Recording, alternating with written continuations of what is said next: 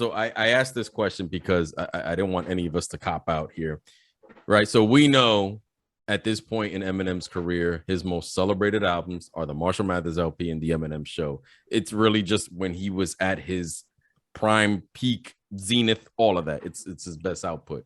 Yeah. So removing those two from the equation, what are the next best two Eminem solo albums? Specifically, I say solo albums that you think, yo, if you had to put them in, like, if we were doing like a ranking, between the three of us, what do you guys think are the next two after that? Because I think that you don't get a lot of conversation on the next two. You see certain rankings and stuff. Yeah. What are the next two after those that it's just like, you know what? These aren't on the level of those two, but these are right after. What's the next tier? What are the next two? Yo, it's funny when you posed that question. I was like, damn, why are we leaving those two out? And then I went back on this, and then this guy was like, oh, that's why. Yeah, because it's a challenge. Because you know what it is? A lot of publications and stuff have already, anointed those two albums. It's like when people say, like, nah, it's an Illmatic, and you've heard that a million times, right? Like, just you guys go ahead and speak. After Eminem Show and Marshall Mathers, what are the next two? I think on a rapping standpoint, I look at, because like I said, I kind of checked out after Eminem Show, and then obviously we're not going to look at Bad Meets Evil. So I look at, on a rapping standpoint, I go back to the Slim Shady LP and I go back to Relapse. As far as a rapping standpoint, I think, like I said, you can question the subject matter. Debatable, because like I said, a lot of stuff I can't listen to now.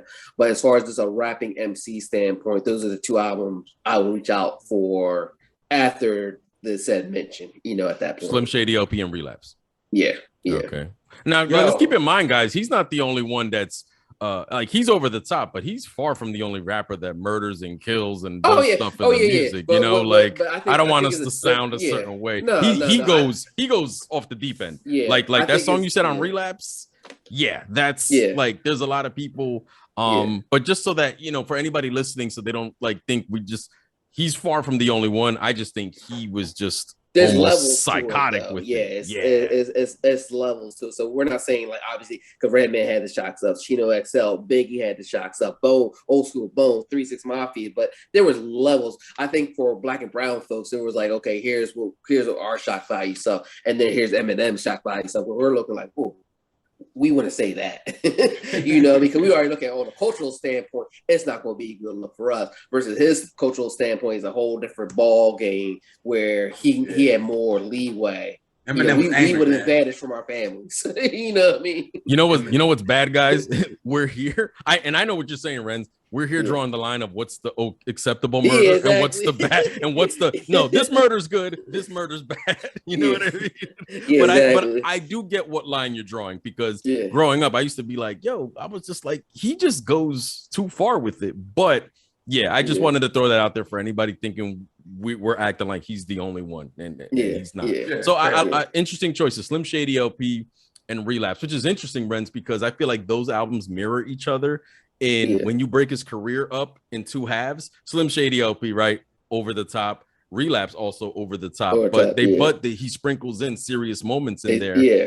So it's interesting because I think they have parallels to each other. So I like those choices. I will say that. Those are some interesting choices. What about you, Beast X? Well, I can't use curtain call. You see, this is why I said solo. I needed it to be a challenge, man. Even for me too, bro. Because I would have went Bad Meets Evil easily. You know what I mean? Can't even do it.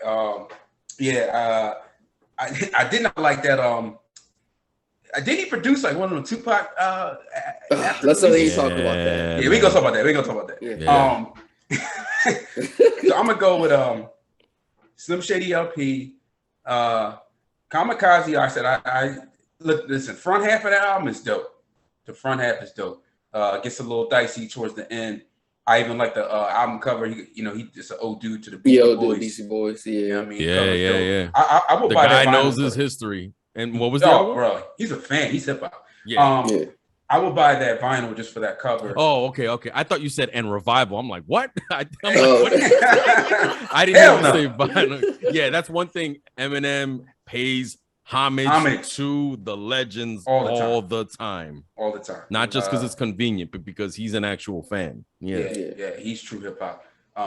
Yeah, Kamikaze, Slim Shady LP, and then I'll throw Infinite in there just because Brent's already spoke on Slim Shady LP. I like that. I like that you mentioned that. Yeah, Infinite's a little better. It's a little better than it gets credit for, but you can see why it's not necessarily in his top 3. For like the diehard Eminem fans out there, like, because I don't think that would be in their list, maybe, but similar to the Beatnuts album, Street Level, right? Like, I compare Eminem's Infinite to Beatnuts Street Level. Where it's just, I like that. If you just want to be in the zone, this is just 94 street hip hop. You know what I mean? Infinite is just 96. It's just in one particular zone. You can't think about it's a short album. Yeah. You just want to get in one zone. I'll pick Infinite. Yeah. I would say for me, like putting it all together, like packaging, how he packaged the entire album. After Marshall Mathers LP and Eminem Show. Eminem Show is my favorite Eminem album ever. I went Recovery and Kamikaze, and here are the parallels that I drew. Recovery, a lot of that album, there's a parallel to the Eminem Show. He's focusing on a lot of his he addresses his addiction and recovery process throughout the album. He's spitting on there. I don't disagree in that. I don't like that he, went the Rihanna route, with that Love the Way You Lie. Because again, it's like the opposite. Like to me, that's really the one direction on there. There's maybe 2 songs on there where he really went extra with the acoustic guitar. But the rest of that album, he's just in a zone with a revamped sound. And he even got the bonus tracks on there. That's when he got Slaughterhouse on there when they were about to get shine. So from like final output era, right? Like I would easily say Relapse, he's a stronger MC than on Recovery, but Recovery, he wasn't abusing the double time flow. He was doing some other stuff, but he's not struggling. So I got Recovery on there. Again, it draws a slight parallel to what he did on Eminem Show, where he was also mostly serious. And then Kamikaze, I've been a fan of. Kamikaze has constantly grown on me because he did, like what I said, I wanted him to just do shorter albums. He cut that album down like to half of what his albums usually are, and he was focused. I think the only ones, like I said, Venom didn't need to be on there. And when he does Venom, that's what was pushed as a single because the movie was coming out. When he does stuff like that, where it feels like it's to make the label money, that's where I think his stuff kind of hits a wall. You know what I mean? That's where I'm like, dude, if you just Kamikaze felt like he was trying to make mostly a rap album, and wasn't reaching for the charts. And I have found that I like that album. What's it called? But but Renz, I'll go back to you stylistically. From his post prime, Relapse is the stylistically. I'm like as an MC, the flows, the rhymes. He there's no album he did that better on than on Relapse. I would say, you're talking about his mic skills, and I wish he would do that. But yeah, my choice Relapse too. But 50 said he showed it just because how the Relapse one wasn't. You get some of those songs. I'll be interested. Yeah. Well, some of those songs on the Relapse 2 were on the Relapse re-release, so that's when you get like a Buffalo Bill. Like it's a mixed bag. Like I think if those are a preview of it, Relapse 2, if those are the preview of it, might not have fared better, but he was still rapping his ass off. He's just going in certain directions where you're like, is this gonna have replay value? But all right, that's interesting choices there. All right, so let's fire a random one off. Who on Shady Aftermath has a better catalog, Eminem or 50 Cent? 50 Cent's an Eminem loyalist. Just who do you guys think? There's no right or wrong. This is just preference. This is preference. This ain't even close. Are we comparing 50 to Eminem? Yes, sir. Yo, it's Eminem. Okay. I mean, unless you putting genuine album in 50 Cent's catalog. No. This is solos. This is solo albums, and not even the 50 Cent mixtapes, because mixtapes I think are a little bit of a cheat code, because even though there was success there, a lot of those aren't even your own beats and stuff, so that's why I left it off. So I'm just saying, and who has a better catalog? And the reason why I've asked this is I've seen people vote the other way, so I just threw that out there. Yo, 50 Cent has 1.5 albums that I listen to. Get Rich or Die Trying and half of The Massacre. That's it, bro. Oh man. That's it. Yeah. Nice. Yeah. How you feeling, Renz? Oh, my bad. The same. Sorry. I think to me, the people who are siding with 50 are looking more at far as playability, as far as if you at a cookout, if you in the club or whatever. We already know a lot of Eminem stuff can't be played in a lot of different, certain situations. Yeah. So on a sex example, like, whether you agree or not, you can make a legit argument. They had back-to-back classes with the Marshall Mathers LP and Eminem Show, whether it's weird or not, but you can make a legit argument. Outside of Get Rich or Die Trying, you can't really make any argument for 50 or any album to me that you can say, you know what, this was a solid album, point to blank. Because at that point, 50 was looking for hits, and he admitted to that I'm writing for hits, that I put the lyrics in the backseat. But on the flip side of things, when we think about this, and I'm only bringing it up now just because, what's going on now with Dramatic, you had Game on there says they only listen to one Eminem album.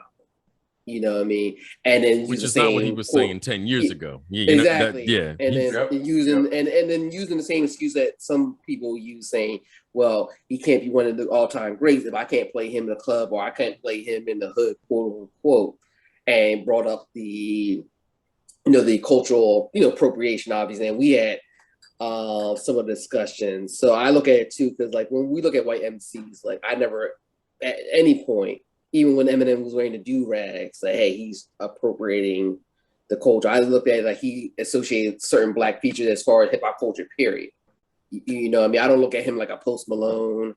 I don't look at him like a Yellow Wolf, or even like Vanilla Ice is, hey, I want to take your style, appropriate it, and not give y'all credit. Like we already know Eminem goes beyond the limits to show love. Yeah, exactly. And, and Post Malone had the comment, like, if you want to listen to something serious, you shouldn't listen to hip-hop. But this is what got you your claim. He said, what did he say that? He said, so what? He said, if you try to listen to music that's serious, that's thought provoking, don't listen to hip hop. Listen to rock, but don't listen to hip hop. If you Post Malone said that. Yeah, he said that. He was quoted saying that as like a Rolling Stones interview. He tried to go away, Post Malone, go away. But you come out with a song calling yourself the White Iverson. That's your claim of fame. You got the cornrows going on. You got Big. All of a sudden now he's trying to be like a country western, like Kid Rock. If we talk about biggest appropriators of hip hop, look no further than Kid Rock. Kid Rock was supposed to be quote unquote all hip hop. He just got lost in the show when Vanilla Ice came out, comes out, started doing the rap metal. All of a sudden now he got the Confederate flags waving. He got this going on. Well, that to me that's the most like when I see Eminem, I look at him almost a gatekeeper of the gatekeepers. You know what I mean? I guess, and that answers to our third. We were going to talk about this. By the way, I was just going to throw in, my vote also went to Eminem over 50 Cent, but I had a quick variable in there in that if 50 Cent was to return to music and start doing to his catalog what Lloyd Banks has been doing for his catalog, in the future, he'd be able to challenge Eminem, but he would have to do it quite a few times, But I don't even know if this is 50 anymore. Like, because the times he had 50. I don't think he got it anymore, man. If he don't got, he hasn't made music, and I think Lloyd Banks' latest 2 is better than 50's last 3.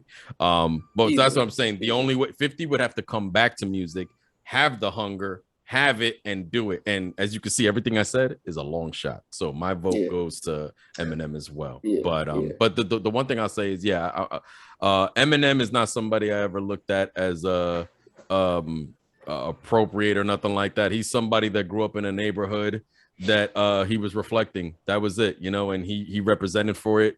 And he put a bunch of artists on that were not white. And I think he's somebody that's just a fan of hip hop. I think Lord Jamar was a little too bored when it came to Eminem. I think Eminem is just somebody who came in, was talented, was successful, reached back, gave other people careers when he didn't have to. He's a fan of it down to stylistically, as like everything. He's just a fan. He just happens to be a white guy. Yeah. So KRS One recently publicized he's trying to put out the hip hop coalition, which kind of is like the hip hop union. Yeah, that's what Irv Gotti wanted to do. Yeah, Irv talked about it, Nori talked about it, Jay talked about it. So Chris is the face of it right now. So basically, hip hop's union, 401k benefits, unionizing, right? So I say that to say, like, Eminem will always have the protection of the core hip hop elements. You know what I mean? And the Cool Hercs, the G Raps, the KRS Ones, the LLs, the Rakims, the people that really matter and gate and hold this thing, hold people accountable, the DJ Premiers. They will never, they won't say nothing bad about Eminem. You know what I mean? Because they know what his heart is and his actions are. And you know, we spoke offline about, you know, was he culturally appropriating back then? Because I'll be honest, I had to kind of like check my tone, like, I don't know, because we were in that era, right? We weren't thinking about it at the time per se. So I was kind of just going back, like, damn, really, was it really? And I think the answer, I think all three of us is no. I think he probably is probably the reverse. He probably was the flag. You know, he probably was the strongest white shield that hip hop has ever had to keep it authentic. I can't really. I mean, Beastie Boys is probably the only ones. I mean, he probably did it harder than the Beastie Boys. Because Beasties was like, yo, we rocked hip hop dudes. And M's like, still, he refuses. Eminem is like, I'm hip hop. Yeah, Eminem participated just like everyone else. He stepped into the ring, and he let and even though he was white boy, blonde hair, blue eyes, he let skill speak for himself. He let when he had the spotlight on him, he let skill speak for himself. And regardless of who's a fan and who's not, he put that at the forefront of anything. And that was another reason why I would hate to see him dilute his catalog, because he was a quintessential hip hop fan. When people say, oh, you can't play his stuff in a club, it's like, yo, not everybody's a club artist. So that's always a cop out of a fucking excuse. You know what I mean? He got successful by making music that didn't follow a formula of, yo, even though he some of his songs did hit like top 40s and number ones and stuff, he didn't make music that had to be a certain for the club thing. And that's a lousy argument, because it eliminates a lot of people who make great music that Common don't have music for the clubs, and Common has an excellent catalog. You know what I'm saying? So you like that Universal Mind Control, brother? Yeah, I actually don't hate that album. I don't hate it. But, so which brings me to my next and final point, though, right?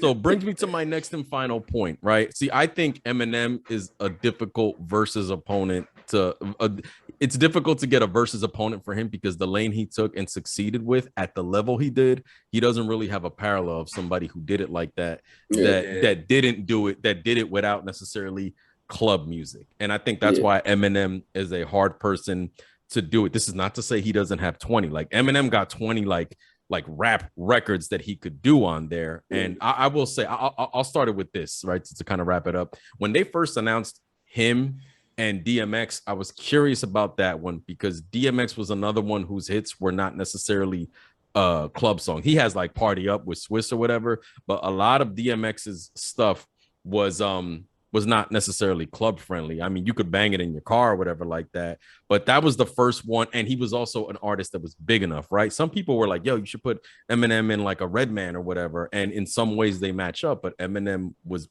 much bigger than him.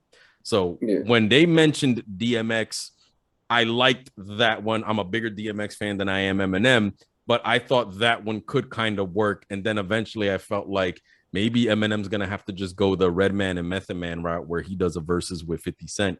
And at that point, it's because they're friends, you know what I mean? And they can bounce off each other. They're not really going to fat Joe and at that point, it's more just a collaboration celebration. Which was the Red and Meth. Essentially. That would work, actually. Because who do you guys really think can put can put 50 would work? I think the easy answer was Busta, even though with Busta, I feel like I would really want to have a Busta and Ludacris one, because I think they mesh better stylistically. But people like Busta just because, the decades and that he's animated. Like, I would still say Redman. Obviously, Eminem was a bigger artist, but I think with the New Jersey connections, and Redman also being an influence, Eminem, that still would have been an interesting one. But like you said, at this point, it might have to be this Eminem 50 thing and of a celebration, both of their careers, because it's really hard to get somebody on Eminem's magnitude to match up, I never liked the Eminem Busta one. Like, I would watch it because of who they are. But, I like because they were animated. Eminem, but like I said, they'd be animated, answer, but it's the output, the output is where it varies. You know what I mean? Yeah. And I would hate to see Eminem go down like that, man. But I'm gonna say, you know, my man MGK. You know what I mean, the rap god, the rap god. No, I'm just joking. The rap devil. The rap Listen, devil. I don't care. Rap devil was still a better diss. I don't care. Yo, rap devil was alright, man. MGK rap devil was a surprise. Outside man. Of that was alright. It was alright. But I prefer that one. You know, people will say what they want, but like he stood up for, you know what I mean? Definitely better than the Black Slim Shady. Yeah. Black Slim Shady is a joke. So wait, B-Stacks, who would you think like a maybe for Eminem and as a versus? Because they're having a hard time putting him with somebody. And I want to see Eminem in a versus. I really do want to see him do it. I think that, okay, so here are the names. I think 50 makes sense, friendship-wise, business-wise. I was thinking LL, but LL was just too, like, the genres, like, he was just out way before him.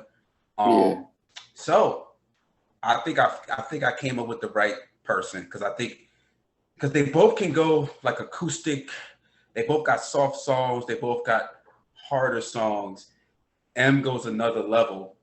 But I'm going to say Nas. And I'm going to say why. Because we had a difficult time partnering Nas with someone, right? Like the golden answer is Jay-Z, but I don't even think they're a good matchup, honestly. They're not. They never really were. People are stuck in 2001 with that one. King of New York shit. You know what I'm saying? King of New York stuff. I think Nas and M would fit because they kind of don't fit anywhere else. Because Nas doesn't make club music either, right? He had success by making rap records. Now, obviously, he doesn't do the silly stuff like Eminem does, but I think people minimize Eminem when they think all he did was silly stuff. I think they would. I never thought about that too. Now you got the wheels turning a little bit. I would go M and Nas. What they both do well is they're both like theatrical artists, and like, you know, they can really it's Nas one mic, or it could be, you know, M with like, you know, I'm sorry, mama. You know what I mean? They can really get in their bag and do that type of stuff together, hit by hit, and then they can take you to hits and remixes. Class. They'll be a very nice. I think that would be great, man. I think that's an interesting one. I didn't think of that because, like I said, that's why I kind of like the dynamics with M and DMX for the same reason why you say now M and Nas, you know, potentially. Yeah. All right. Yes, Eminem. All right, man. So yeah, there you guys have it. Curtain Call 2 in stores now. So you know, get that if you don't have that already, because they the hits came out. We're like in our Hot 97 bag. Yeah, but I mean, you know what? It was this Eminem episode was kind of long overdue, and I don't know if he's. What's interesting enough is, and you know, the last track on the Curtain Call 2 is called Farewell. So it's either just ending the album, or Brandon, like you said, when people are doing their greatest hits, is he low-key saying goodbye? I don't think he is, but you know, but with that said, just wanted to, you know, Eminem's always been an interesting topic of conversation, and it just seems like as later in his career, like if you spoke to me about Eminem in high school, I hated him. I was not being unbiased, you know what I'm saying? So it just felt like as he's gotten later in his career, I think he gets a little bit more shade, no pun intended, than is merited. This is not to say that he can't be criticized. Every artist can be, but people are almost to the point like trying to discredit his legacy from even when it was strong. So you know, I wanted to do this episode to kind of just draw the parallels from his career, the high points, and there's plenty of stuff. He's had such a long, decorated career. This episode could go for 5 hours. You know what I mean? Yeah. So just kind of wanted to give him his roses, and again, that's why you know, that's why we did this one. Well, for sure. I'm cleaning up my closet after this. Oh man. All right. Well, once again, we are Tres Leches Radio. Let us know what you thought about this. Anything we left out. I know we didn't talk about like any of the re-up projects or like the soundtracks. So let us know what you thought. If you agree with our rankings, versus opponents, anything. Let us know what you agree, disagree with. And as always, we are Tres Leches Radio. Peace. Peace.